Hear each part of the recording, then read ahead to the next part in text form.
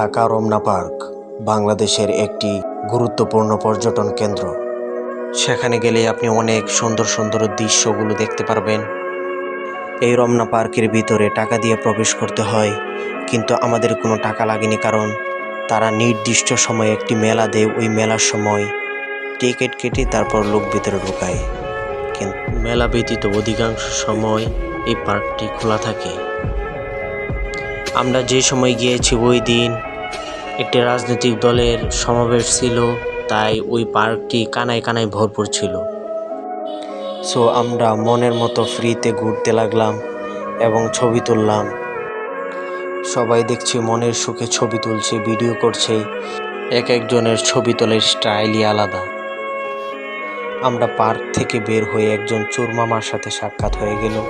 তার এই চুরির অপরাধে পুলিশ তাকে বেঁধে রাখছে। সে যখন দেখলো আমি ভিডিও করতেছি, তখন সে সিদ্দিক চোরার মতো ভাইরাল হওয়ার জন্য সে নানান কিছু বলতে লাগলো। পরে পুলিশ বলল যে ভাই ভিডিও করে না, এটার মাথা নষ্ট হয়েছে। তখন আমরা আবার পার্কের ভিতরে ঢুকলাম। ঢুকে দেখি পার্কের দায়িত্বশীলরা পার্ককে পরিষ্কার পরিচ্ছন্ন করছে আধুনিক যন্ত্র দ্বারা।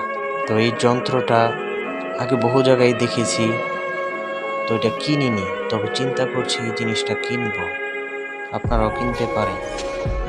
আমরা ভাবলাম শুধু পার্কের মধ্যে ঘুরলে তো আর হবে না, বাহিরের দিকটা একটু ঘুরে দেখি।